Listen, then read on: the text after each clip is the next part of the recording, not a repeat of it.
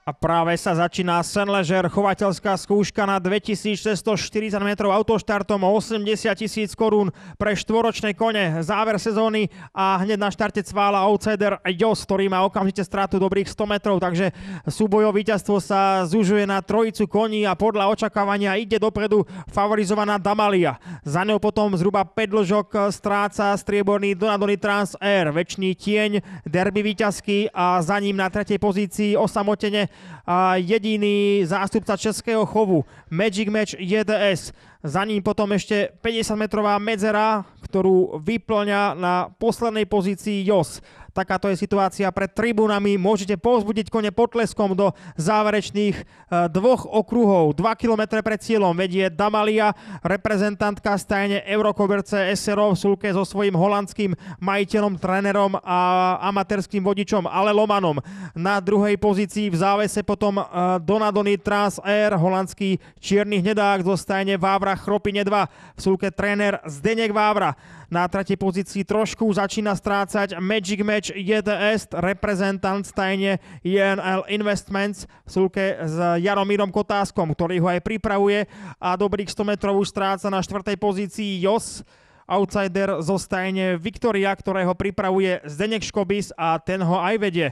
Pole už je na konci protilahlej steny, stále vo vedení bez problémov Damalia s amatérom Ale Lomanom, na druhej pozícii stále Donadoni Trans Air a tretí je Magic Match JDS, ktorý sa teraz trošku približuje, snaží sa ešte priblížiť aj Jos, takže to tempo vedúcej Damalie sa zrejme spomalilo.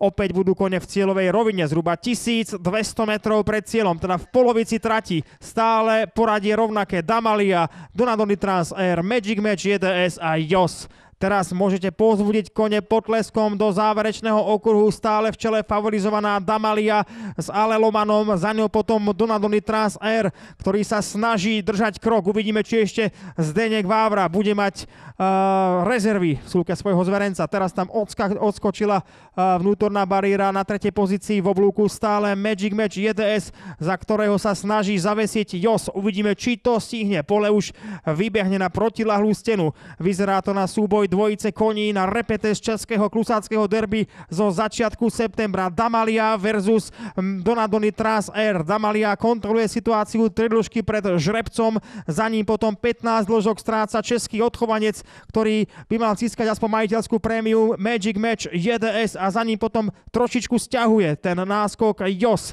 Takáto je situácia už na začiatku záverečného oblúka. Damalia má náskok stále 4-5 dĺžok, za ňou sa snaží Zdeněk Vávra rozhýbať Donadoni Trans Air. Uvidíme, či to ešte bude dráma Damalia alebo Donadoni Trans Air, česká kobila alebo moravský žrebec. Záverečných 200 metrov stále je to Damalia s Ale Lomanom, ktorý kontroluje situáciu a nepripúšťa drámu, aj keď sa Zdeněk Vávra snaží v súlke Donadoni Trans Air. Damalia kontroluje situáciu a štart cieľ zaslúžene víťazí v Saint-Léger. Damalia vyhrá suverene o 4 dĺžky pred Donadoni Trans Air, na tretej priečke potom Magic Match JDS a blízko štvrtý ešte Jos.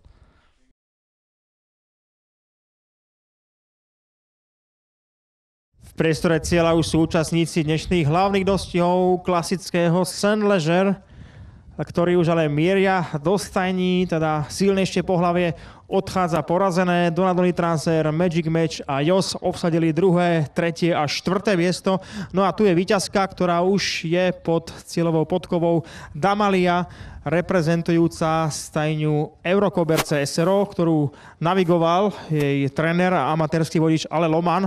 Pán Loman, opäť štart cieľ, víťazstvo, žiadny problém? No, žádný. To není pravda. A ona má dosti hlava. Proč? No, proč před 3 den ona ještě má moc tlustý noho. Ona kopat na něco a dneska ona nebyl 100%. A stačí pro ten zenkleče. Takže problémy boli skôr teda v tej príprave, respektíve pár dní pred štartom. A ja len dodávam, že dosťa komisia vybrala víťaznú kobylu Damaliu na dopingovú kontrolu.